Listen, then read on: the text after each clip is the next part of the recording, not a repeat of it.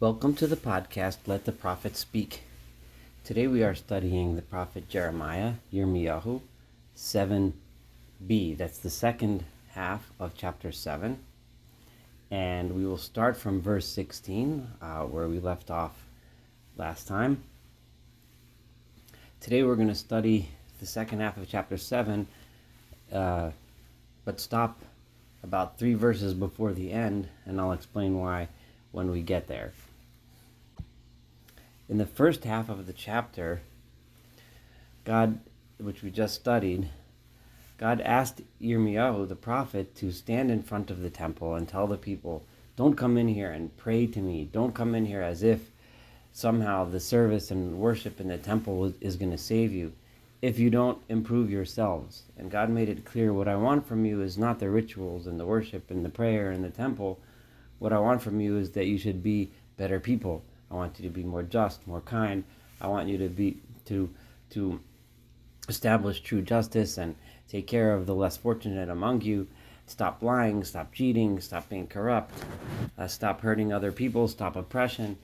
Then you can walk into the temple and pray. But otherwise, the temple is not going to save you, and I will destroy this temple just like I destroyed the tabernacle at Shiloh before it because of the people's corruption. The building won't save you, the rituals won't save you, and so on. Today continues on that theme and that idea, which is a common one we found throughout the prophets, but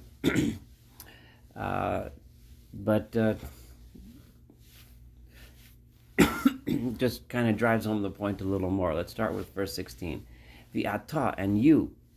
God is now talking directly to Yirmiyahu, to the prophet himself. Al titpalel ba'adam azed. Don't start praying and on behalf of the people. Don't think that what I want from you now is for you to pray to me in order to save them. That's exactly what I'm saying now. I don't want prayer now. I want action. V'al tisova adam rina utvila.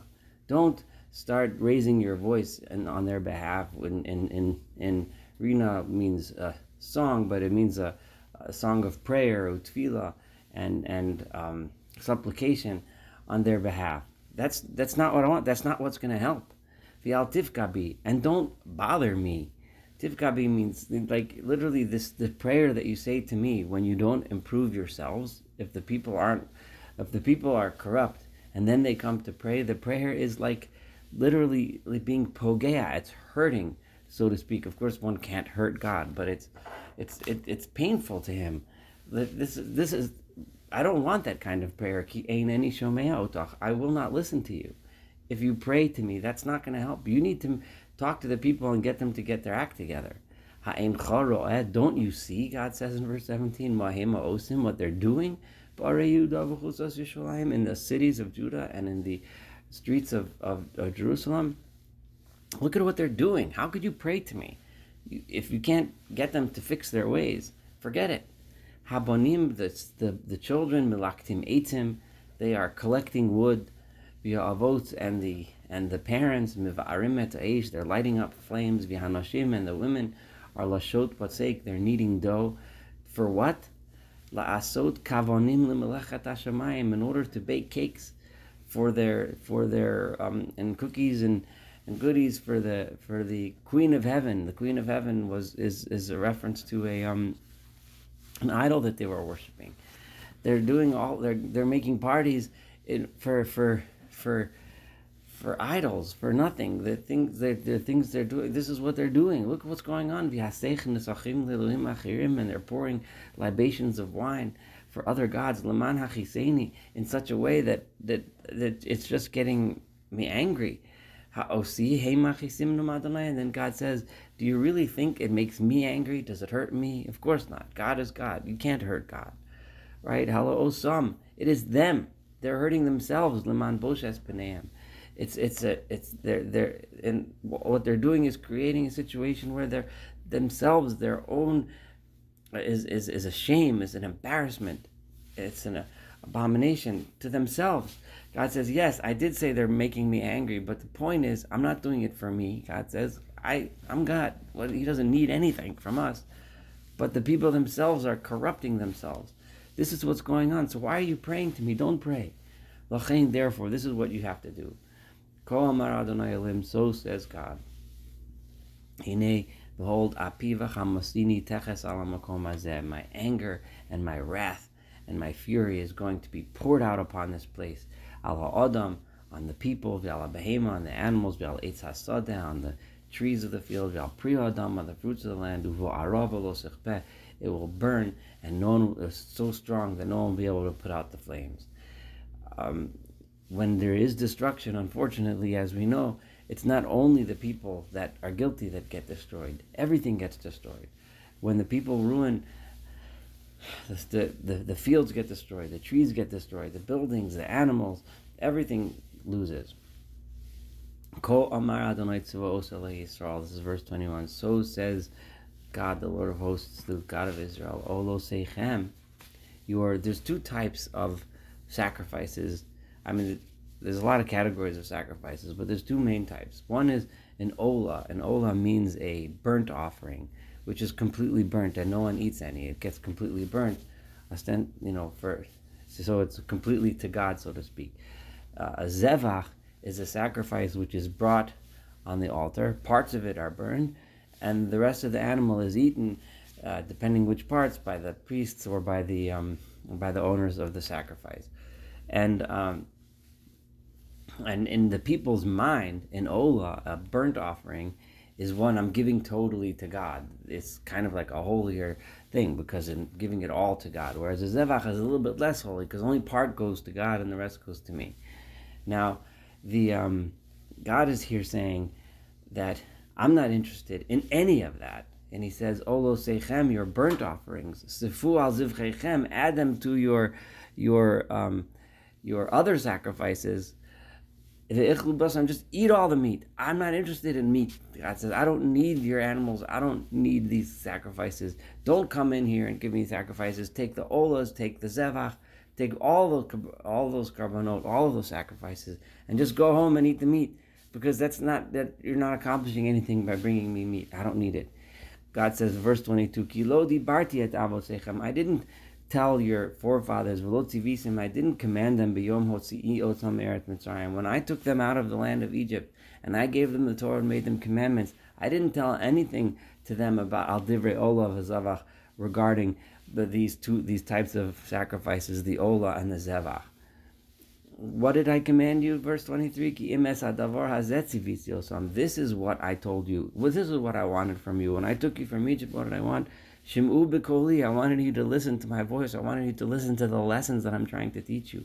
I wanted to be your God because I wanted to be the source of morality. And you were going to be for me a nation. And what were you going to do? You were going to go on the way and live the path that I was going to command you. I was going to teach you the right path to live. I was supposed to be a way for you to live. In order that it should be good for you. But instead, v'lo shamu, verse 24, instead you didn't listen, v'lo hitu aznam. And they, actually here, I've been saying you, I should have been saying them, v'lo shamu, and they did not hear, because God is speaking to the prophet now, telling him what to tell them, and they did not listen, and they did not turn their ears, v'lo hitu aznam towards me, v'yelchu b'mo'itzos, and they went and they followed their own ideas, their own council. A mo'atzah is like a council. They got together and decided they're going to go their own way. Bishrirut libam hara, and their evil, the paths of the evil designs of their own hearts. That's what they did. Vayula achar, and instead v'lo lefanim, and then they went backward instead of forward. That coming out of Egypt was supposed to be a huge move forward for mankind, a huge move forward in morality. And instead, they chose to go the wrong way, and they went backward instead of going forward. Limin hayom, this is verse 25, Asher yatzu avosechem eretz Mitzrayim, from the day that your forefathers left the land of Egypt, ad hayom hazeh, until today. There's been constantly all this corruption, problems, never moving in the right direction. Obviously, this doesn't mean that it was always bad. We know from the history that there were kings, there were prophets that that moved the people in the right direction, but constantly backsliding, until it came to the point where Jeremiah is standing at the end of the first temple period, where God sees that it's not going to work anymore. God says, and I sent to you all of my prophets. I sent to you so many messengers to teach you, right? Yom hashkem v'shaloach. I sent them to you persistently. Hashkem literally means getting up early, but it means someone who's persistent, someone who's diligent. I diligently and persistently, constantly sent to you. Yom, every day, I sent you more prophets, more messages. I constantly tried to teach you. Verse 26, V'lo shamu elai, but they still did not listen. V'lo itu es asam, they still did not turn their ears towards me. Vayakshu es arpam, and they literally means they stiffened their necks, means they were stubborn. Heireu me'avosam, each generation was more evil than the generation that preceded them. V'dibarto aleihem, and God says, I want you to tell them, as kol advarim ha'ela, all of these words. V'lo yishmu'u elecha. One way of translating these is, and they will not listen to you. I translated, and when they will not listen to you, because it's possible that they'll listen. God wants him to tell these words because what he ultimately wants is for them to change their ways. God knows that they're not going to, but of course it's still their choice.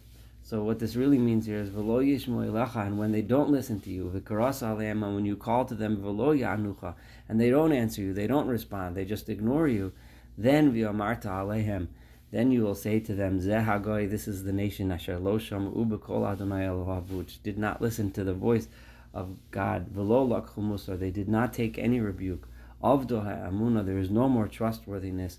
V'nichrusa mipihem, it has been completely cut away from their mouths. They don't even speak, and don't even speak in a way where they fake. Or remember earlier we saw where people, even if people say Chayat Hashem, they swear by the name of God, they don't mean it. They're really saying falsehood.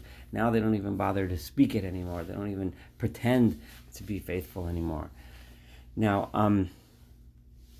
a couple of points here. One of the obvious questions is that when God took them out of Egypt, he did command them on the laws of sacrifices.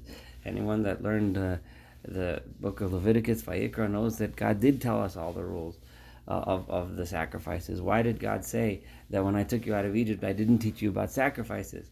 But the point is actually, the question, just slightly scratching beneath the surface. The answer is pretty obvious, and most of the commentaries understand it this way. Of course there were rules and sacrifices that God gave, but the point was not the sacrifices or the rituals. The point was that you should be better people. The idea why sacrifices were given to the people as a method of worshiping God is a little bit beyond the scope of today's podcast. But the general idea is that worship is not a bad thing. Ritual is not a bad thing if it acts as a vehicle to help people live better lives and live more kind and just and empathetic lives. But if it acts as a vehicle of an attempt to escape responsibility for living a corrupt life, then the rituals become destructive rather than constructive. So prayer is wonderful when it helps you build a relationship with God, and it helps you think about how you're living your life, and helps you become better and be a better person. But prayer, if it becomes an escape hatch, where you think you can live a corrupt life and then go into the synagogue or church or wherever and pray and pretend that now you're righteous, and then all of a sudden the prayer is going to magically get you God's grace, then the prayer becomes something corrupting, something wicked. It becomes a way for you to get away with what the lifestyle that you want to lead, rather than the lifestyle that God wants you to lead. And that's really the point here. God doesn't mean that I didn't say anything about rituals. Of course he did. But he means that wasn't the point. The point was that I wanted you to listen to me. So we're going to move on a little bit, study several more verses together before we leave chapter 7.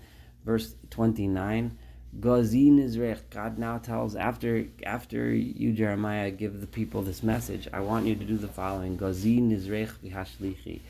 shear your long hair and throw it on the ground. This is for dramatic effect. The long hair is the sign of a Nazir, of a Nazirite who accepts upon himself a special level of holiness. So God is saying, shear off the hair and just throw it on the ground. Usi'i al shafayim kinan. I want you to cry on the high places. I want you to cry and lament and like really, get the people's attention. Scream and about how awful it is. Remember, this is the time people probably think this man's crazy. I mean, he's shearing off his hair, throwing it, and he's crying in the streets. That what's the big deal here? What's going on? All right. But I want you to do that in order to try to raise people's attention. Kima asa Adonai. Why should you cry? Because God has I like the word I see in some of the translations, spurned by Yitosh as Dor ever so, and he has cast away, thrown away this generation that has made him angry and upset. Why has he done that? Because the people of Judah have done evil in my eyes, so says God. They have brought their disgusting things into the house, the house that I called my name. They brought disgusting things in there and made it unholy.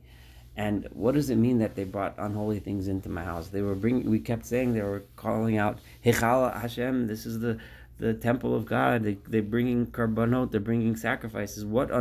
Because the point is that those very sacrifices, those very prayers that are being said, are shikutzim, are disgusting before God when the people don't do them properly, because they're not changing their ways, they're not changing their corruption. When a person walks in who's corrupt and prays, yes, that itself, even if the words might sound like the right words, but that itself is disgusting before God. And what do they then do after doing this in the temple? They go, in verse 31, Uvanu bamot hatofet, and they go and build altars of Tophet. This is another idol, but an idol particularly vile and disgusting, where people would practice human sacrifice and sacrifice their children. And where would they do this? They would build bamot to Tophet, asher begev Ben Hinnom, in the galley of Ben Hinnom, which is a valley just beneath Jerusalem, l'srofet b'nehem et b'notehem ba'ish, to burn their sons and daughters in fire. Asher lo tivisi, such things I have never ever, God says, I have never ever commanded anyone to do something awful like this. For also aliba, I never even imagined, God says, as if God imagines things, but it never even came to mind. Such thoughts, such ideas were never even remotely something that I could ever have wanted, God is basically saying. And they're going to do this kind of awful sacrifice. This is what they're doing. This is where they're at. Now, in the Masoretic text, which is the way the Jewish tradition breaks up the chapters, this is the end of a chapter.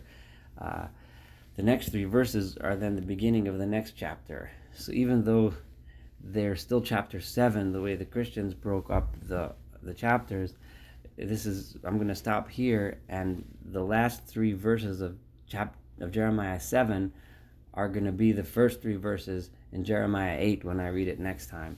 So thank you for studying Yirmiyahu, Jeremiah 7b with me. Looking forward to studying again Jeremiah 8 and continuing to learn the incredibly important lessons that Yirmiyahu is teaching.